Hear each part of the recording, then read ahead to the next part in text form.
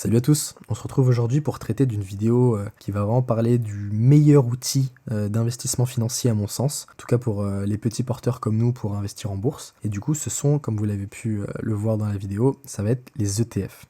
Alors pour le premier venu, les ETF c'est un peu compliqué. Donc là vous voyez il y a plein de noms un peu bizarres, c'est pas très clair. Donc pour bien mettre les bases, d'abord il faut savoir que les ETF c'est vraiment avant tout une philosophie d'investissement.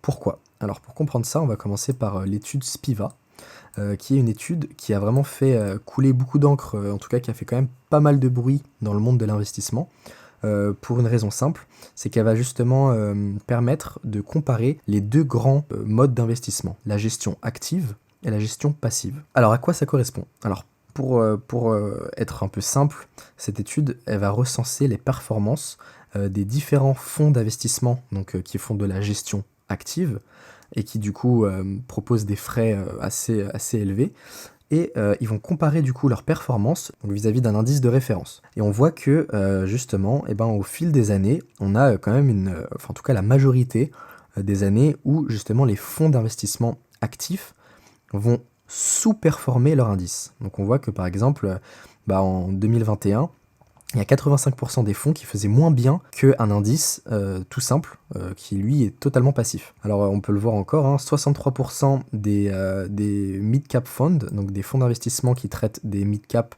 donc des moyennes entreprises, faisaient moins bien que leur indice de référence qui est le S&P 500 mid-cap 400. Pareil, 57% des small caps funds, donc des sociétés d'investissement, des gestions de fonds qui traitent sur les small caps, faisaient moins bien que leur indice. Et donc pour bien comprendre ça, on peut voir cette étude, c'est la même, c'est Spiva, mais qui va être illustrée différemment, c'est que sur un an, en moyenne, on va avoir 60% des fonds qui font moins bien que l'indice S&P 500. Et par contre, ce qui là devient vraiment, on va dire, très très intéressant pour nous, c'est que sur 15 ans, donc sur une longue période, on a 92% des gérants de fonds d'investissement donc actifs qui sous-performent le marché et seulement 8% qui surperforment le marché. Donc là, on peut vraiment se demander, mais en fait, pourquoi je mettrais mon argent à un banquier, à un gestionnaire de patrimoine qui va faire moins bien que le marché en général, et donc en faisant du stock picking, en essayant de choisir des actions particulières, plutôt que juste acheter le marché complet. Et donc ça s'appelle la gestion passive. Et ça, c'est ce qu'on peut faire justement avec un ETF. Donc pour bien comprendre ça, on va d'abord, c'est vraiment, cette vidéo va traiter vraiment de la différence entre la gestion active et la gestion passive, et voir si c'est vraiment intéressant de faire tout ça, alors qu'on pourrait juste acheter de façon simple tout le marché et profiter de sa hausse qui reste quand même effective depuis des centaines d'années. Alors pour ça, on va du coup voir le produit qui est un ETF, donc un Exchange Traded Fund. Donc concrètement, c'est quoi un ETF? Un ETF, c'est un tracker. Comme vous pouvez le voir, un tracker, c'est quoi son rôle? C'est de suivre de la façon la plus précise quelque chose. Donc ça peut être un indice. Et du coup, ici, je vous ai mis l'exemple, c'est que on a l'indice de référence qui est en bleu. Donc ça, c'est quelque chose qu'on va essayer de suivre. Et donc ça va être le rôle de l'ETF. L'ETF va essayer, donc là on a pris l'indice, ça va être le S&P 500, comme vous pouvez le voir, et on va créer un ETF, donc l'ETF PEA S&P 500, et ce PEA a pour rôle de répliquer l'indice. Donc quand ça baisse, quand il monte, il monte. Et comme en général l'indice, en tout cas les indices boursiers ont tendance à monter sur le long terme, et si vous possédez un ETF sur cet indice, il va aussi monter de cette façon. Donc en fait, ça c'est vraiment l'intérêt des ETF, c'est de répliquer un indice, et ça de façon la plus passive possible. Et pourquoi je vous dis passif? C'est parce que un ETF, ça permet justement, donc par exemple si on investit sur le S&P 500, donc le S&P 500 c'est les 500 plus grandes entreprises américaines, et quand une des 500 entreprises par exemple va, faire faillite, elle va sortir de la cote, puisqu'elle ne fera plus partie des 500 plus grosses entreprises, il va y avoir une autre qui va rentrer, cette manipulation va être automatique. Vous n'avez rien à faire. Ça, c'est l'ETF qui gère. Alors que si jamais vous faites de la gestion active, que vous voulez plutôt acheter 5 entreprises du S&P 500, mauvais choix, vous avez investi sur des mauvaises, et au fil et à mesure des années, elles baissent, et justement, vous allez perdre tout simplement de l'argent, et personne ne va les remplacer. Donc ça, c'est le premier avantage des ETF, c'est la passivité. Alors maintenant, comment on comprend un ETF? Alors pour savoir un ETF, tout s'explique dans son nom. Vous avez donc une partie qui est de l'émetteur, ensuite vous avez l'indice qui est répliqué, et enfin vous avez donc les normes. Donc ici on voit que c'est un ETF qui respecte les normes européennes. Et enfin, le type d'ETF, est-ce que c'est un ETF qui va distribuer ou qui va accumuler? Donc ça va être pour les entreprises qui composent cet indice, on va en parler un peu plus tard. Et ensuite, on a la cote, donc la devise, si vous l'achetez en euros, en dollars ou d'autres monnaies. Donc pour bien comprendre ça, donc là on a vu, je vous ai mis un autre exemple. Titre de l'émetteur, donc ça c'est l'IXOR. Donc l'IXOR c'est l'entreprise qui va créer le tracker. Ensuite, vous avez l'indice que vous allez suivre, donc ici par exemple le CAC 40, donc c'est les 40 plus grandes entreprises françaises. Le type de réplication, donc ça on va en parler aussi après. La norme européenne, donc qu'est-ce que c'est? C'est un ETF, et il est quoi? Il est distribuant. Du coup concrètement, distribuant ça veut dire quoi? Ça veut dire que vous possédez par exemple le CAC 40, donc dans le CAC 40 il y a 40 plus grosses entreprises françaises. Parmi elles, vous avez LVMH, Total par exemple, qui elles vont verser des dividendes. Et du coup, les dividendes, au lieu de les recevoir, il y a deux façons. Soit vous allez les recevoir, du coup, si c'est un ETF distribuant. Donc les dividendes, vous allez les recevoir directement sur votre courtier, donc dans votre compte personnel portefeuille. Ou alors, c'est un accumulatif. Donc comme je vous l'ai mis ici, là, c'est un accumulatif. Et ça veut dire que les dividendes vont automatiquement être réinvestis. Et donc ça, c'est intéressant de voir cette distinction parce que, justement, il va y avoir des frais vis-à-vis de sur quoi vous êtes, si vous êtes sur un compte titre ou si vous êtes sur un PEA. Et du coup, sur le long terme, ça peut avoir un impact sur votre performance. Et ensuite, vous avez donc le ticker, donc le code ISN, ISIN. Donc c'est vraiment l'identifiant, donc c'est un peu la carte d'identité de l'ETF. Si vous voulez exactement cet ETF-là, parce qu'il y en a plusieurs, des ETF sur le CAC 40 par exemple, il va y avoir des ETF qui sont faits par l'IXOR, par Amundi ou par d'autres. Et du coup, si vous voulez vraiment retrouver précisément cet ETF, il va falloir renseigner ce numéro-là, qui va être du coup la carte identitaire. Donc maintenant, il faut savoir que là, je vous ai montré des exemples avec le CAC 40 ou le S&P 500 sur les ETF, mais l'ETF, avant tout, comme je vous l'ai dit, c'est un tracker. Donc un tracker, ça a juste pour but de répliquer un indice. Et donc ça, en fait, on peut avoir des ETF sur tout.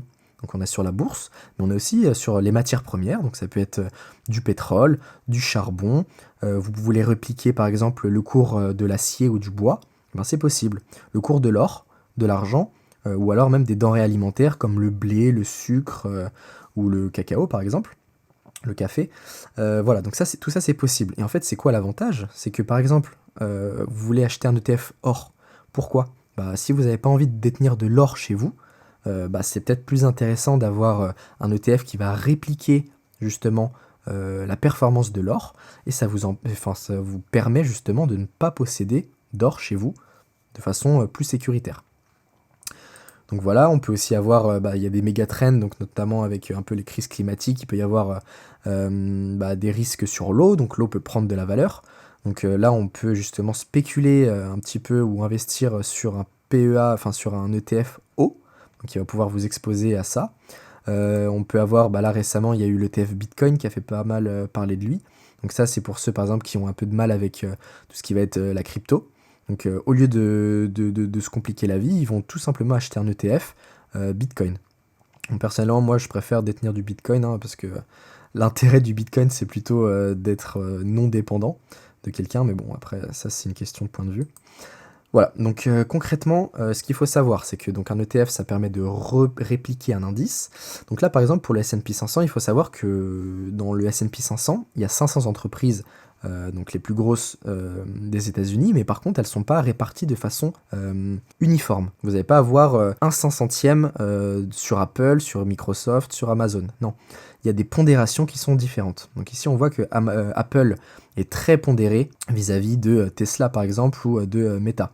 On est à 7% de Apple et de 1,4% de Meta. Et donc forcément, si Apple augmente fortement, vous allez avoir un indice qui va augmenter beaucoup plus que si vous avez, par exemple, Tesla qui augmente, ce qui est logique. Hop, je te coupe vite fait pour un petit message du studio. Le monteur me dit que ça fait 10 minutes que tu regardes la vidéo.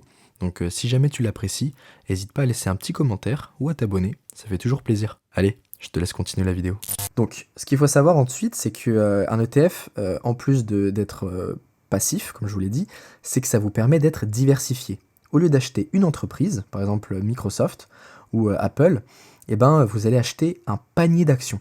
Donc ça veut dire que vous allez pouvoir avoir tout ça, toutes ces entreprises, donc forcément avec des pondérations différentes, mais qui vous permettent de vous diversifier. Et ça, c'est très très très important. Donc ici, ça vous permet de vous diversifier non seulement sur des entreprises, mais surtout sur des secteurs entiers. Donc ici, qu'on voit que le S&P 500, il y a 26% d'entreprises qui composent cet indice qui font partie du secteur infotech, mais ensuite on est exposé à la santé pour 14,5%. Donc là, on va retrouver par exemple Pfizer, qui est très connu notamment avec la crise du Covid. On va retrouver Eli Lilly, qui parle beaucoup en ce moment parce qu'ils ont sorti un traitement contre l'obésité et du coup ça a explosé. Mais on a d'autres secteurs comme le financier, la consommation discrétionnaire, tout ce qui va être les communications, l'énergie, les matières premières ou tout simplement l'immobilier. Donc vous êtes exposé à 11 grands secteurs de manière différente. Donc là on a parlé du S&P 500, donc S&P 500 c'est les 500 plus grandes entreprises américaines, mais l'ETF il peut répliquer tous les indices, et du coup notamment ce qui est intéressant hein, c'est de s'exposer de manière diversifiée, notamment sur le monde. Et donc cet ETF là, le MSCI World, il vous permet d'être investi sur 23 pays différents, et à travers plus de 1546 actions. Et on voit que en moyenne, donc la performance moyenne annualisée sur les 10 dernières années est de 13,32% par an. Je ne sais pas si vous vous rendez compte, hein, c'est un peu hallucinant. Donc voilà, donc ça vous permet justement de vous diversifier et de justement prendre le moins de risques possible, puisque si jamais il y a une entreprise qui fait faillite, vous ne le verrez même pas. Clairement, sur les 1546, vous ne le verrez pas. Par contre, ce qu'il faut faire attention, c'est qu'il y a un petit biais. Ici, c'est indiqué que vous investissez dans 23 pays et 1500 entreprises, mais il faut savoir que dans l'ETF, c'est pas vraiment vrai. Sur les 23 pays, oui, mais vous êtes investi à hauteur de 2/3 seulement sur les États-Unis. Donc là, on le voit, c'est la répartition des countries, donc des pays dans lesquels vous investissez. Il y a 67% sur les États-Unis, 6% sur le Japon, 4% sur l'Angleterre, 3 ou 4% sur la France, etc. Donc on voit qu'on est quand même très surpondéré aux États-Unis.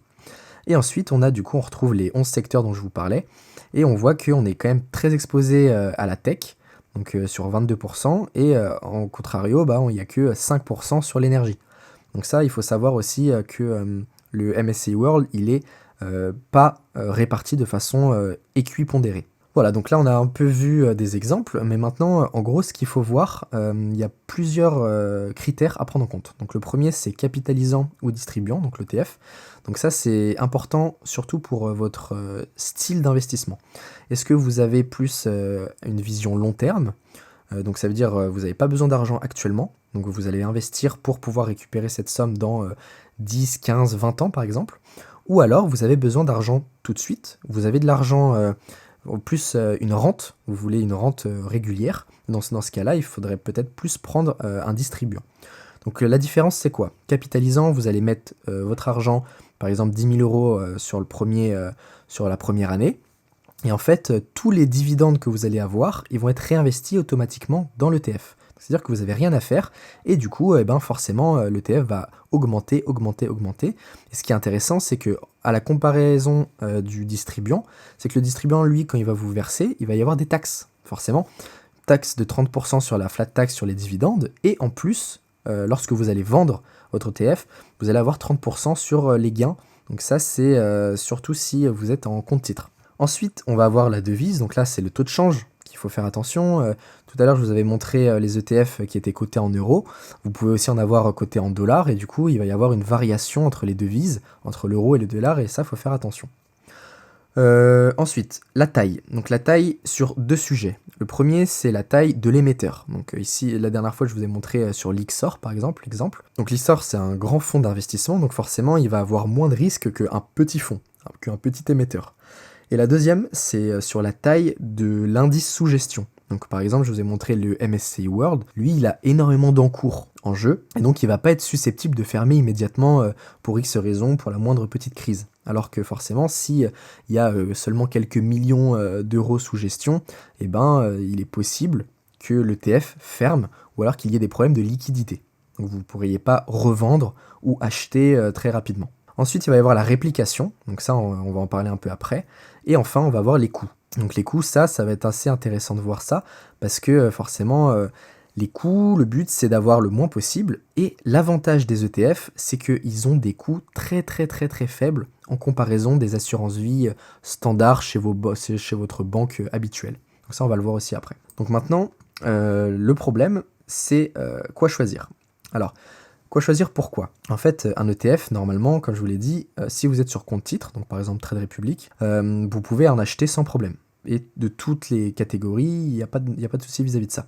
Par contre, si vous voulez avoir sur PEA et du coup bénéficier de l'avantage fiscal qu'offre le PEA, eh ben, vous voyez que pour un PEA, on peut acheter que des titres européens. Du coup, comment on fait? Parce que le S&P 500 ou le MSCI World, ici, on voit, eh ben, ils ont des performances supérieures au CAC 40. CAC 40 qui est français, et du coup dans lequel on peut investir à travers le PEA. Vous allez me dire, bah mince, comment je vais faire du coup? Est-ce que je peux bénéficier justement, est-ce qu'il y a une méthode pour esquiver cette réglementation et pouvoir acheter du MSCI World ou du S&P 500 sur mon PEA?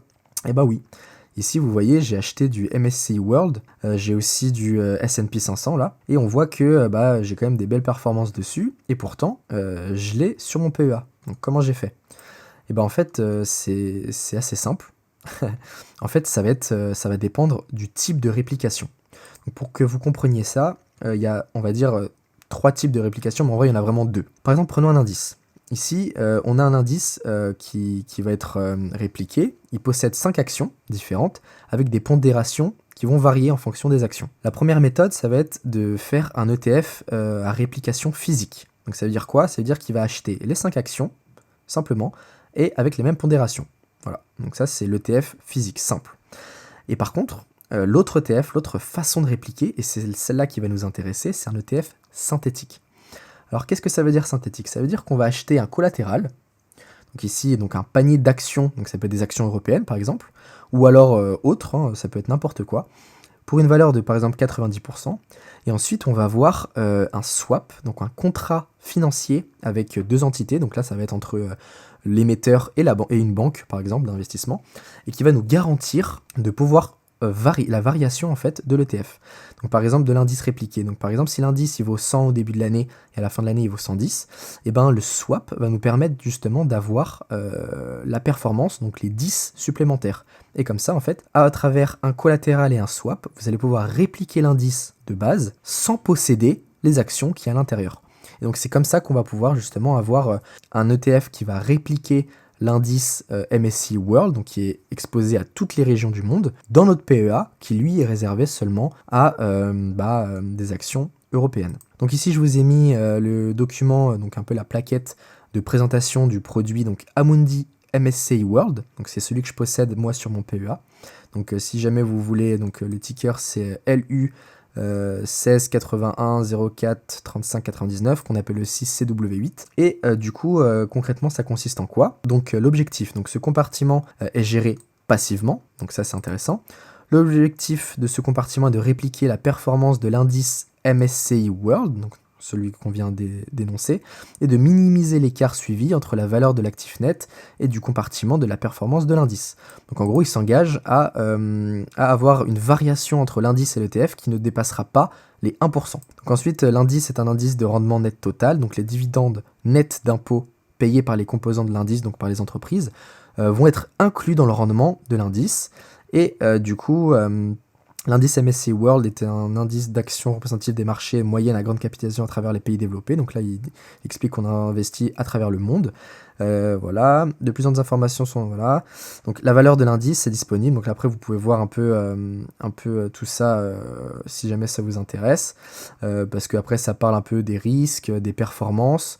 Voilà, donc le plus intéressant, c'est du coup d'aller voir par exemple par nous-mêmes. Donc là par exemple, je veux le S&P 500, je vais investir dessus. Je veux savoir combien ça va me coûter. Et bien ici, vous voyez que l'émetteur, donc c'est Amundi, il est accumulatif, donc les dividendes vont être réinvestis. Et ici, c'est le TER, c'est les frais. Et on voit que les frais, ils sont de 0,15%. Donc c'est rien, c'est minime. Et du coup, cet ETF, vous pouvez l'acheter sur compte titre. Dans ce cas-là, vous pouvez acheter un ETF à réplication physique, donc pour vraiment être 100% propriétaire des différentes actions. Ou alors, vous pouvez aller sur votre PEA et le retrouver ici. Donc moi, j'ai pris le BNP S&P 500 avec le ticker qui est ici, là.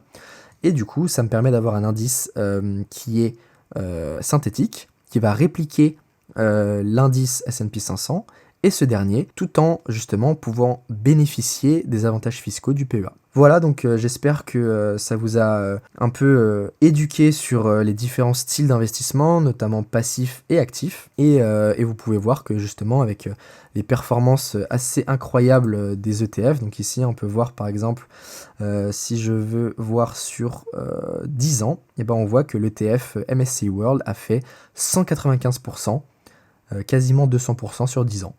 Donc voilà, hein, si jamais vous voulez comparer avec, avec votre livret A à 3%, bah, je vous laisse me noter un peu la différence en commentaire. Je serais curieux de savoir un peu les gains qu'on pourrait faire, ou plutôt ce que vous pourriez perdre en restant investi uniquement sur le livret A. Voilà, j'espère que cette vidéo vous aura plu. Si c'est le cas, n'hésitez pas à laisser un commentaire, ça fait toujours plaisir, un like, et puis surtout à vous abonner. Donc, si t'es curieux, ou si ça t'intéresse, je te laisse t'asseoir, et on se retrouve dans la prochaine vidéo.